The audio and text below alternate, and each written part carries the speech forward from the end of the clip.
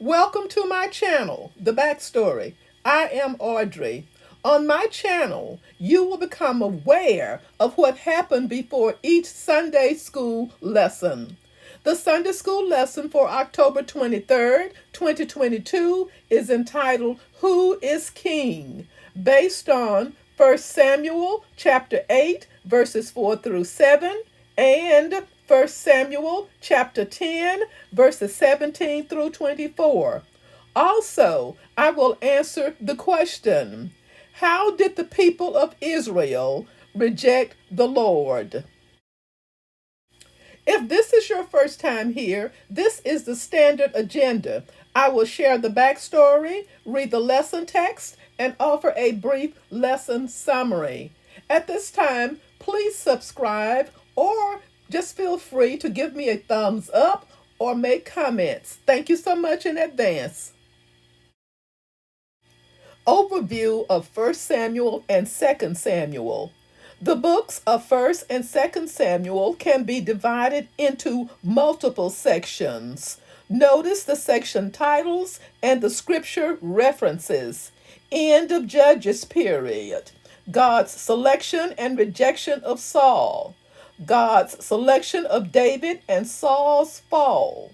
Establishment of David's throne. David's sin and flight from Jerusalem. Re-establishment of David in Jerusalem. David's legacy. Duties of the judges. The judges administered justice and served as God's chosen military leaders when the people were oppressed by foreign invaders. This is told briefly in Judges chapter 2, verses 6 through 19, and recorded in detail in the rest of that book. Notice the illustration on the right. It is a map of the judges of Israel, both major and minor judges. Samuel. Samuel is sometimes referred to as the last of the judges and the first of the prophets. Samuel was one of the greatest of Israel's judges. After freeing the country from oppressors, he established a circuit court to administer justice. His decisions were respected, for they were according to the law. Who is king? 1 Samuel chapter 8, verses 4 through 7, and 1 Samuel chapter 10, verses 17 through 24. Key text. You have now rejected your God, who saves you out of all your disasters and calamities. And you have said, no, appoint a king over us. 1 Samuel chapter 10, verse 19a. Verse 4. So all the elders of Israel gathered together and came to Samuel at Ramah. Verse 5. They said to him, you are old, and your sons do not follow your ways. Now appoint a king to lead us, such as all the other nations have. Verse 6.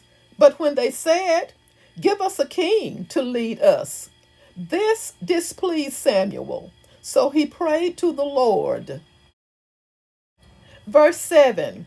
And the Lord told him, listen to all that the people are saying to you.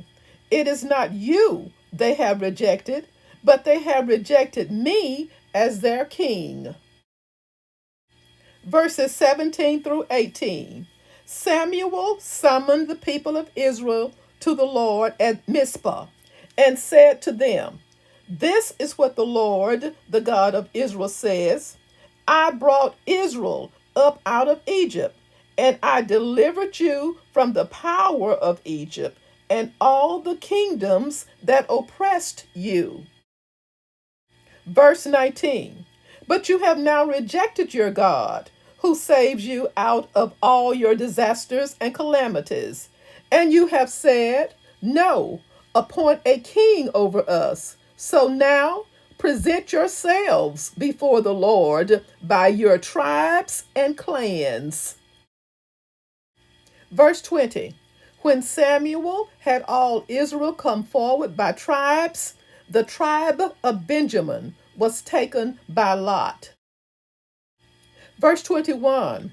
Then he brought forward the tribe of Benjamin, clan by clan, and Matri's clan was taken. Finally, Saul, son of Kish, was taken. But when they looked for him, he was not to be found. Verse 22. So they inquired further of the Lord, has the man come here yet? And the Lord said, yes, he has hidden himself among the supplies. Verse 23. They ran and brought him out, and as he stood among the people, he was a head taller than any of the others. Verse 24. Samuel said to all the people, do you see the man the Lord has chosen? There is no one like him among all the people. Then the people shouted, long live the king! Summary. Despite his own excellent record as a judge in his old age, Samuel made a crucial error. He put his sons in charge. His sons were crooked and untrustworthy.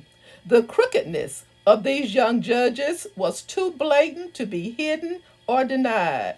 They were undoing all the good their father had done. All the elders confronted Samuel with the problem, requesting a change for leadership.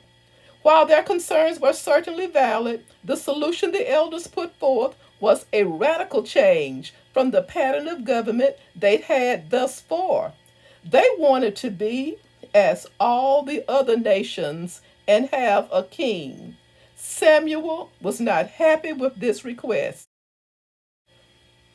This request implied that they would look to a human leader rather than to God to reign over them. In a national meeting, a process of casting lots to inquire of the Lord was used to determine whom God had chosen as king. Samuel already knew God's choice, but this process served as a public confirmation of it. Saul was chosen, but he was difficult to find at first. He had hidden himself among the supplies. While some may interpret this as Saul's hiding as an indication of modesty, we don't really know. Reluctant Saul was brought to the meeting. He looked the part. He was tall and strikingly handsome. Of course, the Lord did not choose him for that reason, for the Lord looks at the heart. But his outward appearance certainly made a good impression on the people. How did the people of Israel reject the Lord? You have now rejected your God, who saves you out of all your disasters and calamities. And you have said, no, appoint a king over us. 1 Samuel chapter 10, verse 19a. The people wanted a human king, much like the other nations. Thank you so much for watching. Remember to subscribe, like, and comment. And most of all, join me soon for the next backstory.